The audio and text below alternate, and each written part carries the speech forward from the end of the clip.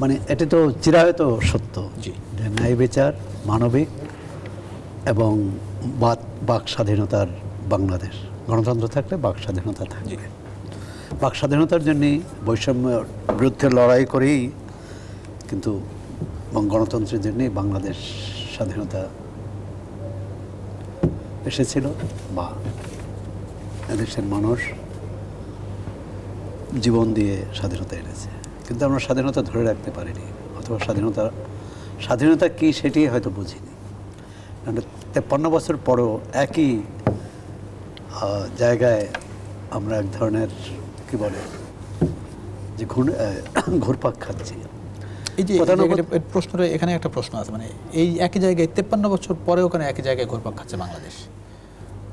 সেই অর্থে যদি বলতে হয় যে এই 53 বছর যারা শাসন করেছে তারা নিজেদের যোগ্য হিসাবে প্রমাণ করতে পারেনি, নিজেদের পরমত সহিষ্ণু প্রমাণ করতে পারেনি, নিজেদের গণতান্ত্রিক হিসাবে প্রমাণ করতে পারেনি, যে কারণে বারবার এই গণ অভ্যুত্থান হয়, অথবা সামরিক শাসন হয়, অথবা সামরিক হস্তক্ষেপ হয়।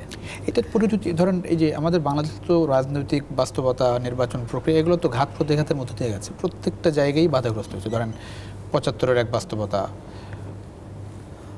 জিয়া রহমানের এক বাস্তবতা, এরশাদের এক বাস্তবতা, শেষমেশ 91 সাল থেকে একরকম গণতান্ত্রিক ধারার অব্যাহত যাত্রা শুরু হয় বাংলাদেশের।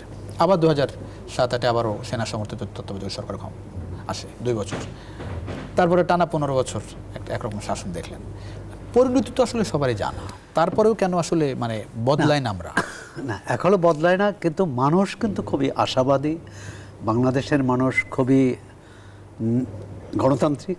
এ কারণেই কিন্তু বারবার তার অভিপ্রায় ব্যক্ত করে তার ভোটের মাধ্যমে, নির্বাচনের মাধ্যমে, এবং একটি ভালো, উন্নত, সমৃদ্ধ এবং শান্তিপূর্ণ বাংলাদেশ চায়।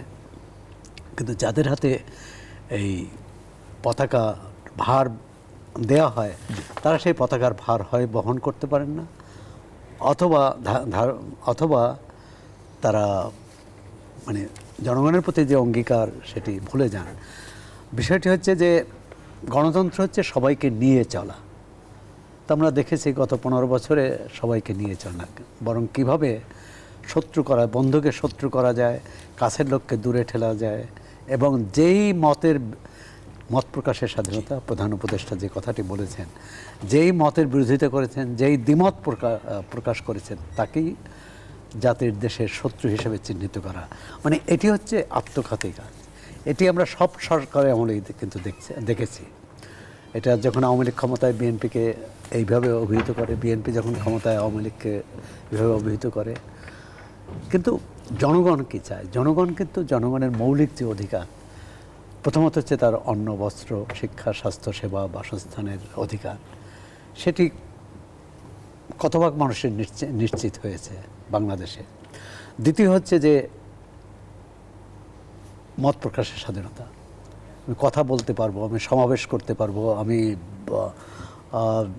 জনগণের পক্ষে আমার মত প্রকাশ করব, আমার দর্শন বা আমার চিন্তা সেটি প্রকাশ করব। সেক্ষেত্রে রাষ্ট্র ক্ষমতার কাছ থেকে বাধা আসে।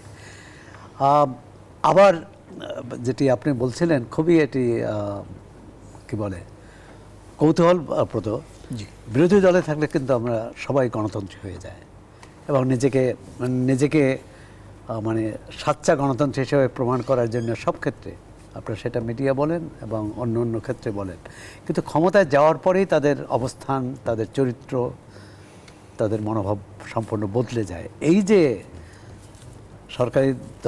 সরকারে থাকতে এক ধরনের অবস্থান, বিরোধী দলে গেলে আরেক ধরনের অবস্থান। আবার এই দুই পক্ষ একসঙ্গে বসে যে কর্মসম্পর্ক তৈরি করা দরকার, যে একসঙ্গে বসে দেশের ভালো মন্দ বিচার করা দরকার, সামনে মানুষকে এগিয়ে নেবে কীভাবে, দেশকে এগিয়ে নেবে কীভাবে, এই ব্যাপারে যে একমত হওয়া প্রয়োজন। দ্বিমত হওয়ার জন্য একমত হতে পারেন না তারা। সুতরাং এক ধরনের আমরা তো অরাজক অবস্থায় কাটিয়ে এসেছি, এখন সামনে কী হয় দেখা যায়।